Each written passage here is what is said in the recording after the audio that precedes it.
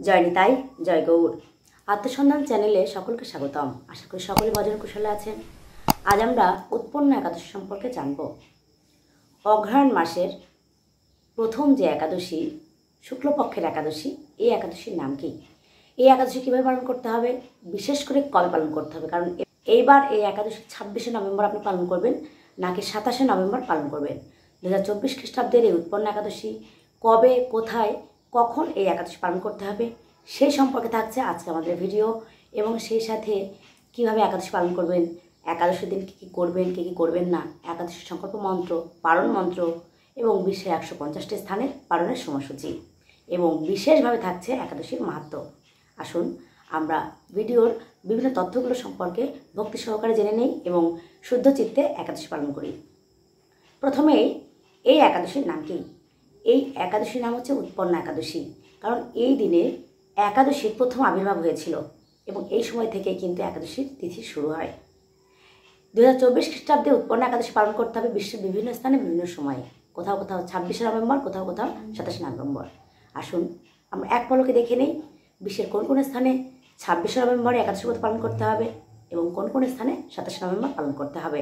বিশ্বের যে সকল স্থানে 2024 খ্রিস্টাব্দের 26শে নভেম্বর মঙ্গলবার এই একাদশী ব্রত পালন করতে হবে, সেই সকল স্থানগুলো হচ্ছে ভারতের দিল্লি, বৃন্দাবন, উত্তরপ্রদেশ, মুম্বাই, পুনে, মহারাষ্ট্র, উত্তরাখণ্ড, হিমাচল প্রদেশ, পাঞ্জাব, হরিয়ানা, রাজস্থান, গুজরাট, মধ্যপ্রদেশ, হায়দ্রাবাদ, তেলেঙ্গানা, গোয়া, জম্মু কাশ্মীর, মালদ্বীপ, পাকিস্তান, দুবাই, আরব আমিরাত, সৌদি আরব, Bahrain, Kuwait, Qatar, Oman, Jordan, Cyprus সহ মধ্যপ্রাচ্য, ইউরোপের Finland, Sweden, Norway, Denmark, Poland, Austria, Germany, চেক Republic, Switzerland, France, Netherland, Belgium, Spain, Portugal, London যুক্তরাজ্য, আয়ারল্যান্ড, পশ্চিম আফ্রিকার মালি, মিশর, Sudan, Ethiopia, Uganda, Congo, Angola, South Africa, Mauritius, পূর্ব আফ্রিকার Seychelles, America, Canada, Mexico, Brazil, Argentina, Chile, Peru সহ উত্তর ও দক্ষিণ আমেরিকার সকল দেশ, কুর্দিস্তান। এবং যে সকল স্থানে 27শে নভেম্বর বুধবার 2024 খ্রিস্টাব্দে এই উৎপন্ন একাদশী ব্রত পালন করতে হবে, সেই সকল স্থানগুলো হচ্ছে বাংলাদেশ, ভারতের Paschimbanga, Bhubaneswar, Orissa, Jharkhand, Bihar, Chhattisgarh, Visakhapatnam, Andhra Pradesh, Bangalore, Karnataka, Chennai, Tamil Nadu, Kerala, Shillong, Meghalaya, Guwahati, Assam, Agartala, Tripura, Mizoram, Manipur, Nagaland, Arunachal Pradesh, Sikkim, Andaman Nicobar, Nepal, Bhutan, Sri Lanka, Myanmar, Malaysia, Singapore, Indonesia, Brunei, Thailand, Cambodia, Vietnam, Philippine, Taiwan, Japan, দক্ষিণ কোরিয়া, মঙ্গোলিয়া, চীন, হংকং, অস্ট্রেলিয়া, নিউজিল্যান্ড, রাশিয়া, ইউরোপের Greece, Romania, Ukraine, Hungary, Croatia, Italy, Malta, Serbia, আফ্রিকার নাইজেরিয়া, লিবিয়া। তো আমরা জানলাম কোন কোন স্থানে কখন কখন একাদশী ব্রত পালন করতে হবে। এখন আসুন আমরা এই একাদশীর বিশেষ মাহাত্ম্য সম্পর্কে জেনে নিই। উৎপন্ন একাদশী পালন করলে আপনি সর্ব পাপ থেকে মুক্ত হতে পারবেন। এই ব্রত পালনে কোথাও কোথাও কিন্তু এই একাদশী ব্রত ব্যঞ্জলি ব্রত বা ব্যঞ্জলি একাদশী হিসেবে প্রকাশিত হচ্ছে এবং সেই সকল স্থানে কিন্তু বিশেষ মাহাত্ম্য রয়েছে। কী কী মাহাত্ম্য রয়েছে আমরা সেগুলো একটু পরে বিস্তারিত জানছি। কিন্তু আপনি যখন একাদশী ব্রত পালন করবেন, সেই একাদশী ব্রতটি আপনি কীভাবে পালন করবেন সে সম্পর্কে আগে আমরা একটু জেনে নিই। প্রথমেই একাদশীর আগের দিন, একাদশীর দিন এবং একাদশীর পরের দিন, এই 3 দিন আপনাকে আমিষ আহার বর্জন করতে হবে। একাদশীর আগের দিন ব্রহ্ম মুহূর্তে প্রাতঃস্নান সারবেন অথবা সূর্য উদয়ের পূর্বে প্রাতঃস্নান সেরে ভগবানের শ্রীচরণে ফুল পুষ্প অর্পণ করে আপনি তার চরণের নিকট সেবা প্রদান করবেন, তার চরণের সেবা প্রদান করবেন, ভগবানের মঙ্গলারতি করবেন, শ্রী গুরুদেবের মঙ্গলারতি করবেন এবং তারপর আপনি সংকল্পবদ্ধ হবেন।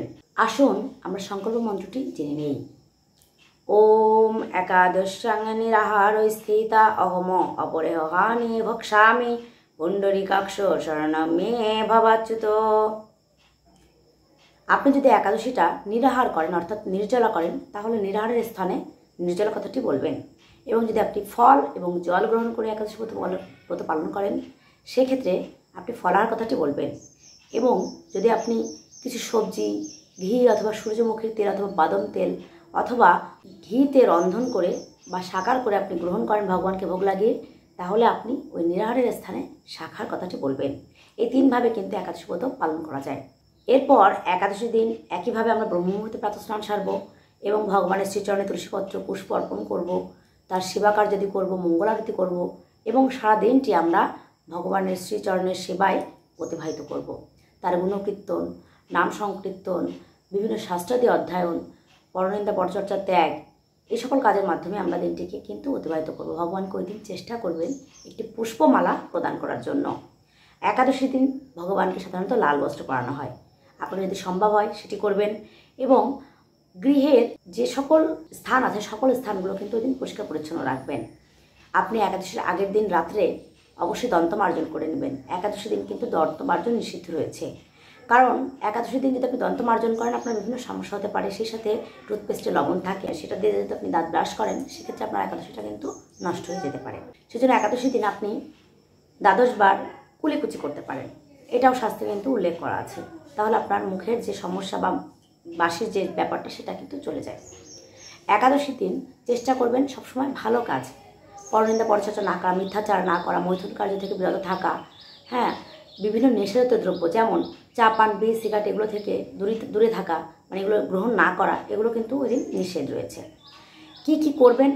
আপনি সারাটা দিনই কিন্তু ভগবানের সেবা কার্য দিয়ে তার ভজন, কীর্তন, শাস্ত্রাদি অধ্যয়ন, বিশেষ করে এই একাদশীর দিনে একাদশীর যে মাহাত্ম্য রয়েছে সেই মাহাত্ম্যটি পাঠ এগুলোই করবেন এবং বেশি বেশি হরিমালা জপ করবেন। কারণ একাদশীর দিন আপনি যে হরিমালা জপ করেন সাধারণত তার থেকে বেশি, অর্থাৎ কিছু মালা বেশি হরিমালা জপ করার চেষ্টা করবেন। বিশেষভাবে তুলসী সেবা করবেন, কারণ অনেকেই বলে থাকেন যে একাদশী দিন তুলসী গাছে জল সিঞ্চন করা যায় না, একাদশী করেন তুলসী দেবী সেজন্য তার উপবাস থাকে। এটা কিন্তু একটা ভ্রম, মানে ভ্রান্ত ধারণা। কারণ তুলসীকে জলদান কিন্তু তাকে খেতে দেওয়া নয়, তাকে স্নান করানো। দেখবেন তুলসী দেবীর যে মন্ত্র রয়েছে তাতে রয়েছে যে ওম গোবিন্দ বল্লভাং দেবীম স্নাপায়ামি জগদ্ধাত্রী কৃষ্ণ ভক্তি প্রদায়িনী, মানে স্নাপায়ামি, আমি তোমাকে এই স্নান সেবা প্রদান করছি। সেজন্য বছরের যে 365 দিন, সেই 365 দিনই তুলসী দেবীকে জল প্রদান করা যাবে বা জল সিঞ্চন করা যাবে। ওম গোবিন্দ বল্লভাং দেবীং ভক্তচেতন কারিণীম স্নাপায়ামি জগদ্ধাত্রী কৃষ্ণ ভক্তি প্রদায়িনীম, এই মন্ত্রে আমরা তুলসী দেবীকে জল সিঞ্চন করতে পারি। এরপর তুলসী প্রদক্ষিণ করব, তুলসী আরতি করব। বিশেষ করে তুলসীর কিন্তু সেবা প্রদানের বিশেষ মাহাত্ম্য রয়েছে। এই দিনে আপনি বিভিন্ন পশু পাখিকে খাদ্যদ্রব্য প্রদান করতে পারেন, এটাও কিন্তু অনেক মঙ্গলজনক একটি কাজ। আপনি বিভিন্ন মানুষকে, অর্থাৎ যারা দরিদ্র রয়েছে অথবা যারা শুদ্ধ ব্রাহ্মণ, শুদ্ধ বৈষ্ণব, তাদেরকে কিন্তু আপনি দান করতে পারেন। দানের অনেক মহিমা রয়েছে। এই দিন হরিবাসরে যেতে পারেন, অর্থাৎ যেখানে হরি কথা হয়, শাস্ত্র অধ্যয়ন হয়, সেখানে আপনি যেতে পারেন, অথবা নিজের গৃহেও হরিবাসরের আয়োজন করতে পারেন। একাদশীতে অবশ্যই দিবানিদ্রা ত্যাগ করতে হবে, অর্থাৎ দিনে নিদ্রা গ্রহণ করা যাবে না। একাদশীর দিনে আপনি চেষ্টা করবেন যে আপনার গৃহেই অবস্থান করার জন্য, অন্যের গৃহে গিয়ে অন্য কোনো বার্তালাপ, অর্থাৎ ভগবানের কথা ব্যতীত অন্য কোনো কথা শ্রবণ অথবা বলা, এটা থেকে বিরত থাকবেন। এভাবে কিন্তু আপনি শুদ্ধ চিত্তে একাদশী ব্রত পালন করতে পারেন। তো একাদশী পালন যেমন রয়েছে, ঠিক পরবর্তী দিন নির্দিষ্ট সময়ের মধ্যে একাদশীর পালন করাটাও কিন্তু বাঞ্ছনীয়। কারণ আপনি যদি নির্দিষ্ট সময়ের মধ্যে পালন করতে না পারেন তাহলে আপনার একাদশী কিন্তু বৃথা। সেজন্য পরবর্তী দিন সঠিক সময়ের মধ্যে যে যে স্থানে আছেন সেই স্থান থেকে পালন করে নেবেন। যদি আপনি একাদশী পালনের সময় জানতে না পারেন সেক্ষেত্রে আপনি চেষ্টা করবেন ওই স্থানের সূর্যের যে সময়সূচি সেটা দেখার, সেই সময়ের আধা ঘন্টার মধ্যে আপনি পালন করে নেবেন। এবার খুব অল্প সময় একাদশী পালনের সময় রয়েছে, কারণ কোনো কোনো স্থানে, অর্থাৎ কোনো কোনো স্থান বলতে অনেক স্থানেই এবার ব্যঞ্জনী একাদশী রয়েছে। ব্যঞ্জনী একাদশীর যেহেতু 3 দিনের স্পর্শে এই পালন হয় তৃতীয় দিনে, সেজন্য খুব অল্প মুহূর্ত থাকে দ্বাদশীর, তারপরে কিন্তু ত্রয়োদশী স্পর্শ হয়ে যায়, আর ত্রয়োদশীতে কখনো পালন করা যাবে না। সেজন্য খুব সাবধান থাকতে হবে। এবার কিন্তু খুব অল্প সময় পালনের সময়সূচি, সেজন্য অল্প সময়ের মধ্যে পালন কার্য সম্পন্ন করে নিতে হবে। পালনের দিন ঠিক একইভাবে আমরা প্রাত মুহূর্তে, অর্থাৎ ব্রহ্ম মুহূর্তে স্নান সারবো, না পারলে সূর্য উদয়ের পূর্বে প্রাত স্নান সারবো, তারপর ভগবানের সেবা কার্য করব। আমরা একাদশীর দিন যে পঞ্চ রবি শস্য বর্জন করেছিলাম, সেই একাদশীর যে পঞ্চ রবি শস্য তার থেকে যে কোনো একটি আমরা ভগবানকে ভোগ নিবেদন করব। পঞ্চ রবি শস্যকে কি? সকল ধান জাতীয়, সকল গম জাতীয়, সকল জব জাতীয়, সকল ডাল জাতীয় এবং সকল তেল জাতীয়, এইগুলো আমরা বর্জন করব। অনেকে কিন্তু আটা খেয়ে একাদশী করেন, আটা খেয়ে কখনো একাদশী হয় না। আটা বা রুটি এবং ভাত একই কথা। অনেকে বলে থাকেন চিয়া সিড, হরলিক্স এগুলো কি খাওয়া যাবে, শ্যামাদানা এগুলো কি খাওয়া যাবে? না, এগুলো খাওয়া যাবে না। কেননা চিয়া সিড এটা পঞ্চরবি শস্যের মধ্যে পড়ে, হরলিক্সের মধ্যে জব মিশ্রিত থাকে, গমের কিছু মিশ্রিত থাকতে পারে। তা এই জিনিসগুলো কিন্তু বর্জন করতে হবে। চেষ্টা করবেন একাদশী দিন আপনি উপবাস করে যদি আপনি থাকতে না পারেন, সেক্ষেত্রে আপনি ফল এবং জল গ্রহণ করবেন। আর ফল এবং জল যদি আপনি না পারেন, এটার উপর সামর্থ্য না হয়, তাহলে আপনি তৃতীয় স্তরের যে একাদশী রয়েছে শাকাহার, অর্থাৎ আলু, পেঁপে, মিষ্টি কুমড়া, কাঁচকলা এই সবজিগুলো দিয়ে আপনি বাদাম তেল, সূর্যমুখীর তেল, ঘি এগুলোতে আপনি কিন্তু রন্ধন করে আপনি সন্দব লবণ দেবেন অবশ্যই। সাধারণ যে লবণ আমরা ব্যবহার করে থাকি ভূমিজাত যে পাস্তুরিত লবণ, সেটা কিন্তু আপনার গ্রহণ করা যাবে না, এবং হলুদ ব্যবহার করা যাবে না। এভাবে আপনি সাকার করে রন্ধন করে ভগবানকে তুলসীপত্র দিয়ে ভোগ নিবেদন করে সেটি আপনি গ্রহণ করতে পারবেন। শাস্ত্রে এটির কিন্তু অনুমতি রয়েছে। তো এভাবে খাওয়ার বিভিন্ন বিদেশি রয়েছে। তবে অনেকে বলে থাকেন যে এটা ফ্রাই, ওটার পায়েস, হ্যাঁ এটার খিচুড়ি। একাদশীর দিন কিন্তু সবচেয়ে কম আহারের দিকে কম মন দিতে হবে, সময় দিতে হবে, আর অধিক পরিমাণ ভজন করার জন্য। কারণ আমরা মাসের 30 থেকে 31 দিনের মধ্যে 28 দিনে কিন্তু আমরা ভরপুর সেবা গ্রহণ করে থাকি। তো 2টা দিন যদি আমরা সেবার থেকে একটু দূরে থাকি, একটু অন্য কিছু খাই, স্বল্প আহার করে আমরা ভজন করি, তাহলে ক্ষতি তো কিছু নেই। সেটা শরীরের জন্য ভালো, স্বাস্থ্যের জন্যও ভালো। তো এবার আসুন আমরা ব্যঞ্জনী একাদশী সম্পর্কে একটু শ্রবণ করি। বিশ্বের যে সকল স্থানে ব্যঞ্জনী একাদশী পড়েছে, সেই ব্যঞ্জনী একাদশীর কী কী মাহাত্ম্য রয়েছে এবং কেন এই ব্যঞ্জনী একাদশী বলা হচ্ছে, সে সম্পর্কে আমরা জেনে নিই। সূর্য উদয় থেকে শুরু করে, অর্থাৎ ব্রাহ্ম মুহূর্ত বা সূর্য উদয়ের পর থেকে শুরু করে একাদশী তিথি যদি শুরু হয়, ওই সময় একাদশী তিথি থাকবে, মানে ওই দিন সারাদিন একাদশী তিথি থাকবে, পরবর্তী দিন দ্বাদশী থাকবে, এবং পরবর্তী দিন রাত্রি সারাদিনই কিন্তু দ্বাদশী তিথি থাকবে। এবং তৃতীয় দিন সূর্যোদয়ের পরও খুব সামান্য পরিমাণ যদি দ্বাদশী তিথি থাকে এবং তারপর ত্রয়োদশী লেগে যায়, ওই তৃতীয় যে দিন রয়েছে ওই দিনটিকে আপনি দ্বাদশী মুহূর্ত ধরবেন এবং ওই দিনে আপনি কিন্তু পালন করবেন। সেই ক্ষেত্রে একাদশী তিথিতে উপবাস না করে দ্বাদশীর দিনে একাদশী তিথি পালন করতে হবে, এবং পরবর্তী দিন অর্থাৎ ত্রয়োদশীতে যে সামান্য পরিমাণ দ্বাদশী মুহূর্ত থাকে সেই মুহূর্তের মধ্যে পালন কার্য সম্পন্ন করতে হবে। এটি শাস্ত্রে বিধান দেওয়া আছে। অনেকে বলে থাকতে পারেন যে একাদশীর দিন একাদশী না করে দ্বাদশীর দিনে করব, তাহলে একাদশীর দিন কি উপবাস করব, নাকি ফলাহার করব, নাকি 2 দিন ব্যাপী করব? একাদশীর দিন তো অন্ন গ্রহণ করা যাবে না। তো এই ক্ষেত্রে শাস্ত্র অনুমোদন দেওয়া হয়েছে যে আমাদের সকল একাদশী, তার মধ্যে যে 8 প্রকারের একাদশী রয়েছে, সেই একাদশীর ক্ষেত্রে কিন্তু নিয়ম অন্যরকম। সেক্ষেত্রে দ্বাদশীতে আপনি উপবাস করবেন, একাদশীর দিনে অন্ন গ্রহণ করলে আপনাকে পাপ স্পর্শ করবে না, কারণ এই কাউন্ট দ্বাদশীর দিনে একাদশী হিসেবে কাউন্ট করা হবে। শাস্ত্রে এভাবেই হরিভক্তি বিলাসে এবং বিভিন্ন পুরাণও কিন্তু এভাবে উল্লেখ করা আছে যে আপনি ওই দ্বাদশীর দিনে একাদশী ব্রত পালন করবেন। তো আসুন আমরা একাদশীর যে পারণের মন্ত্র, সেই মন্ত্রটি জেনে নেই। পারণের দিন এই মন্ত্রটি 3 বার উচ্চারণ করে আপনি পালন কার্য সম্পন্ন করবেন। ওম অজ্ঞানতিমিরান্ধস্য ব্রত নানেন কেশব প্রসিদ্ধ সম্মুখনাথ জ্ঞান দৃষ্টি প্রদ ভব। একাদশীর পালনের মন্ত্রের আগে আপনি আপনার একাদশীর যে ফল রয়েছে সেই ফলটি আপনি আপনার পিতৃলোকের উদ্দেশ্যে, অর্থাৎ পিতৃপুরুষ যারা গত হয়েছেন, আপনার শ্বশুরকুল, মাতৃকুল, বিশেষ করে যারা কন্যারা, তারা এটা তাদেরকে অর্পণ করতে পারেন। আর যারা পুরুষরা রয়েছেন তারা তাদের পিতৃকুলের উদ্দেশ্যে কিন্তু তাদের এই ফল বা ব্রতের যে ফল এটি প্রদান করতে পারেন। সেক্ষেত্রে কী করবেন? সেক্ষেত্রে অবশ্যই যে পারণের মন্ত্র বলছেন সেই পারণের মন্ত্র বলার আগে এই মন্ত্রটি 3 বার বলতে হবে।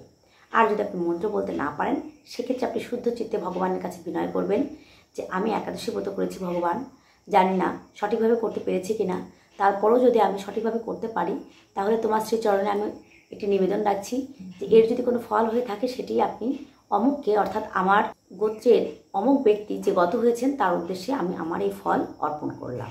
এভাবে করলেও ভগবান আপনার কথা শুনতে পারবেন বা বুঝতে পারবেন, কারণ তিনি অন্তর্যামী, তিনি সকল ভাষা বোঝেন।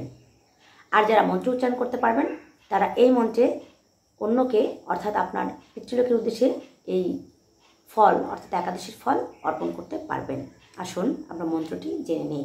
ইদম উৎপন্না একাদশী ব্রত পদম সর্বেশম অমুক গোত্রস্য অমুক নাম অর্পণমস্তু। এই যে অমুক গোত্রস্য অমুক নাম, এই স্থানে আপনি সেই ব্যক্তির গোত্র এবং তার যে নাম সেটি উল্লেখ করে তাকে 3 বার এই মন্ত্র উচ্চারণের মাধ্যমে ফলটি প্রদান করবেন। তো এই হচ্ছে উৎপন্ন একাদশী। এবং আসুন আমরা এই উৎপন্ন একাদশীর যে মাহাত্ম্য রয়েছে সেই মাহাত্ম্যটি শ্রবণ করি। উৎপন্ন একাদশী।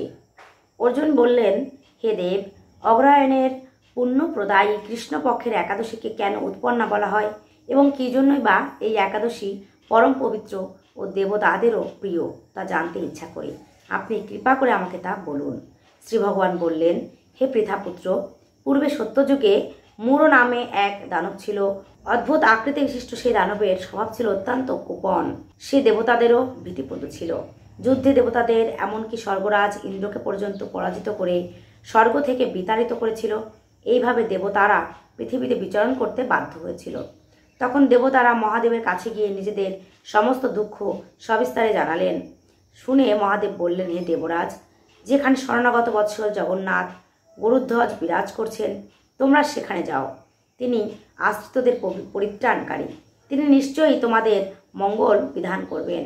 দেবাদিদেবের কথা মতো দেবরাজ ইন্দ্র দেবতাদের নিয়ে ক্ষীর সমুদ্রের তীরে গমন করলেন। জলে শায়িত শ্রী বিষ্ণুকে দর্শন করে দেবতারা হাতজোড় করে তাঁর স্তব করতে লাগলেন। স্তুতির মাধ্যমে নিজ নিজ দৈন্য ও দুঃখের কথা তাঁরা ভগবানকে জানালেন।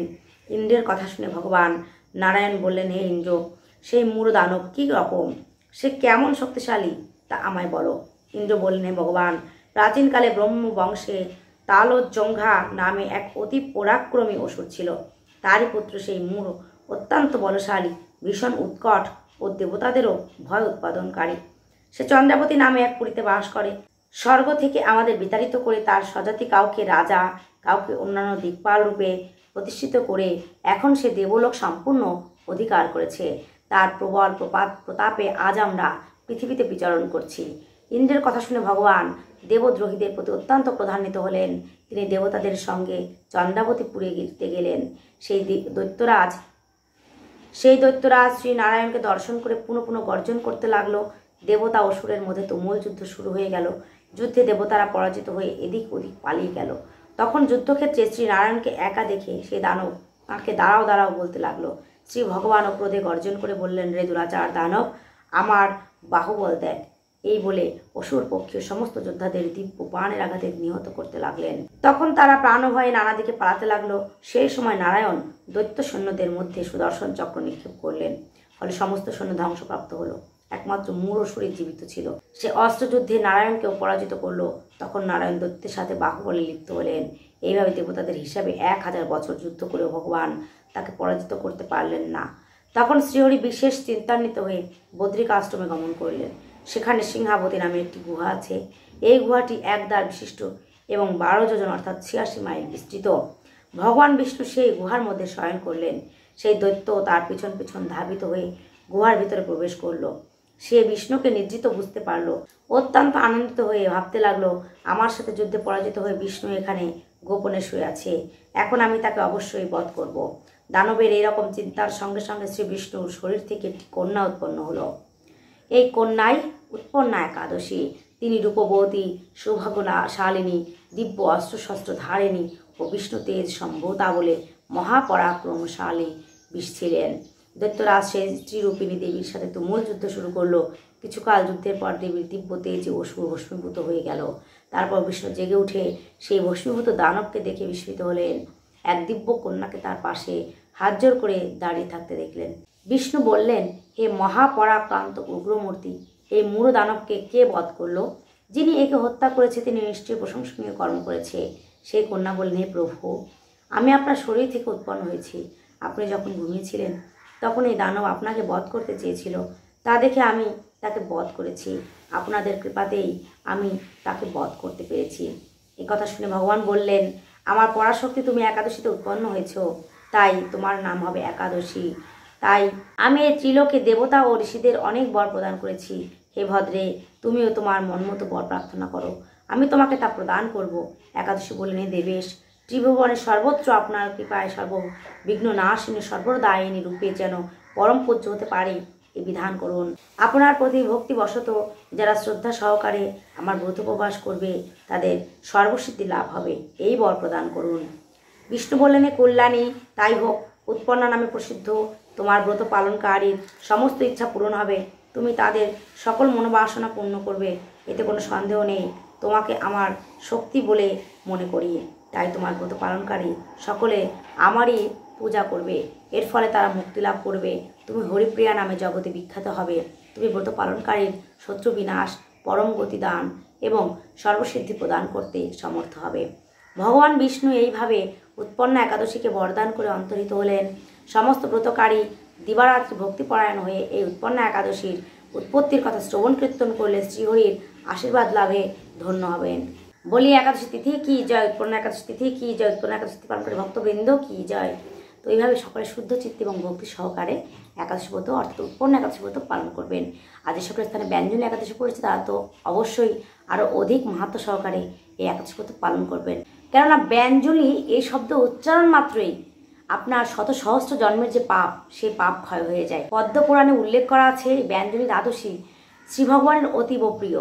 সুতরাং ব্যঞ্জনী একাদশী মাহাত্ম্য তো কতটা মহিমান্বিত তা বলে শেষ করা যাবে না। একটি ব্যঞ্জনী একাদশী সহস্র রাষ্ট্র যজ্ঞের থেকে অধিকতর মাহাত্ম্যপূর্ণ এবং শ্রেষ্ঠ। পদ্মপুরাণে আরও উল্লেখ করা আছে এই ব্যঞ্জনী একাদশী ব্রত পালন করায় আপনি সর্বতীর্থের যে স্নানের মাহাত্ম্য রয়েছে সেই স্নান এবং সকল প্রকার দানের যে মাহাত্ম্য রয়েছে সেই মাহাত্ম্য বা দানের যে পুণ্য তা আপনি অর্জন করতে পারবেন অনায়াসেই। পূর্ব জন্মার্জিত অর্থাৎ পূর্বজন্মে আপনি যত সকল পাপ করে আছেন সেই পাপ যদি আপনার পাপরাশি পর্বত সমানও হয়, সেই পাপও আপনার ভস্মীভূত হয়ে যাবে এই ব্যঞ্জনী একাদশী ব্রত পালনে। সুতরাং ব্যঞ্জনী একাদশী ব্রত পালনের কী যে মাহাত্ম্য, কী যে গুরুত্ব তা তো আপনি অনুধাবন করতে পেরেছেন। সেজন্য যে যেখানে আছেন সে সেখান থেকে ভক্তি এবং শুদ্ধ চিত্তে এই একাদশী ব্রত পালন করবেন। আপনি নিজে পালন করবেন, অন্যকেও এই একাদশী ব্রত পালনে উৎসাহিত করবেন। আসুন এখন আমরা বিশ্বের 150টি স্থানের পালনের সময়সূচি জেনে নিই। যে সকল স্থানে 26শে নভেম্বর একাদশী ব্রত পালন করতে হবে তাদের একাদশী পালনের টাইম পরবর্তী দিন অর্থাৎ 27শে নভেম্বর, এবং যে সকল স্থানে 27শে নভেম্বর একাদশী ব্রত পালন করতে হবে তাদের একাদশীর পালন টাইম পরবর্তী দিন অর্থাৎ 28শে নভেম্বর।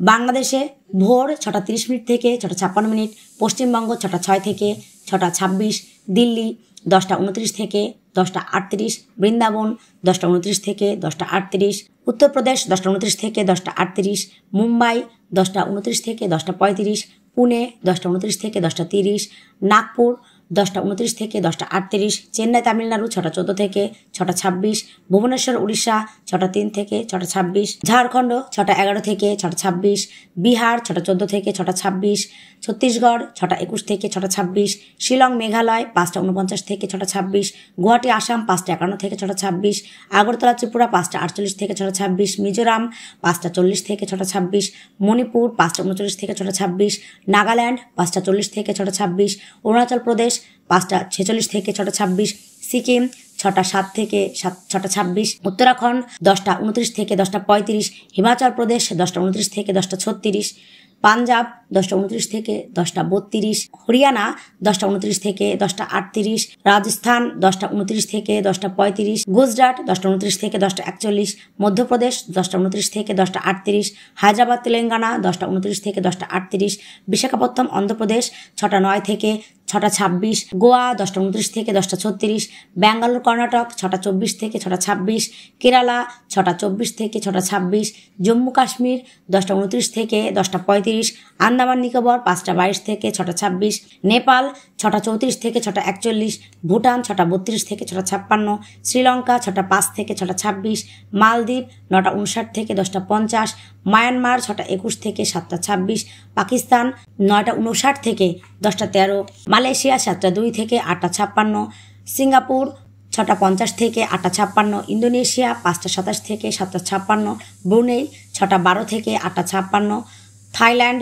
6টা 24 থেকে 7টা 56, কম্বোডিয়া 6টা 2 থেকে 7টা 56, ভিয়েতনাম 6টা 15 থেকে 7টা 56, ফিলিপাইন 6টা 3 থেকে 8টা 56, তাইওয়ান 6টা 19 থেকে 8টা 56, জাপান 6টা 29 থেকে 9টা 49, দক্ষিণ কোরিয়া 7টা 25 থেকে 9টা 56, মঙ্গোলিয়া 8টা 17 থেকে 8টা 56, বেইজিং চীন 7টা 13 থেকে 8টা 56, হংকং 6টা 44 থেকে 8টা 56, অস্ট্রেলিয়া 5টা 42 থেকে 10টা 28, নিউজিল্যান্ড 5টা 43 থেকে 10টা 40, দুবাই আবুধাবি 8টা 59 থেকে 10টা 18, সৌদি আরব 7টা 59 থেকে 9টা 53, বাহরাইন 7টা 59 থেকে 9টা 38, কুয়েত 7টা 59 থেকে 9টা 51, কাতার 7টা 59 থেকে 9:34, ওমান 8:59 থেকে 10:05, জর্দান 6:59 থেকে 9:41, লেবানন 6:59 থেকে 9:44, সাইপ্রাস 6:59 থেকে 9:53, রাশিয়া 8:30 থেকে 11:01, ফিনল্যান্ড 8:48 থেকে 11:01, সুইডেন 8:09 থেকে 10:26,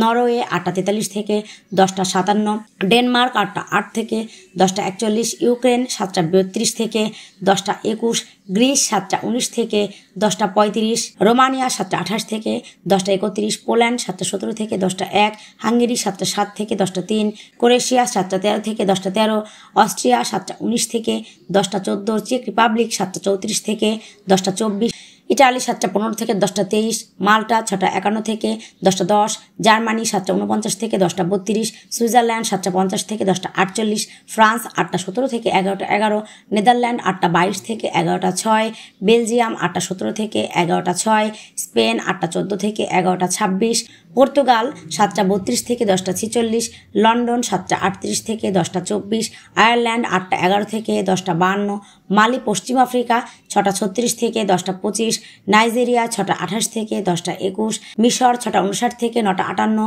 লিবিয়া 7:49 থেকে 11:13, সুদান 6:59 থেকে 9:44, ইথিওপিয়া 7:59 থেকে 10:16, উগান্ডা 7:59 থেকে 10:36, কঙ্গো 5:59 থেকে 9:43, আঙ্গোলা 5:59 থেকে 9:48, সাউথ আফ্রিকা 6:59 থেকে 9:25, মরিশাস 8:59 থেকে 9:45, সেশেলস পূর্ব আফ্রিকা 8:59 থেকে 10:02, নিউ ইয়র্ক যুক্তরাষ্ট্র 6:57 থেকে 10:08, কানেকটিকাট যুক্তরাষ্ট্র 6:54 থেকে 10:03, নিউ জার্সি যুক্তরাষ্ট্র 6:57 থেকে 10:09, ওয়াশিংটন ডিসি 7:04 থেকে 10:18, নর্থ ক্যারোলিনা 7:07 থেকে 10:27, জর্জিয়া যুক্তরাষ্ট্র 7:15 থেকে 10:39, ফ্লোরিডা 7:02 থেকে 10:32, ওহাইও যুক্তরাষ্ট্র 7:31 থেকে 10:43, টেনেসি যুক্তরাষ্ট্র 6:33 থেকে 9:52, মিশিগান যুক্তরাষ্ট্র 7:53 থেকে 10:57, শিকাগো 6:54 থেকে 10:03, ডালাস টেক্সাস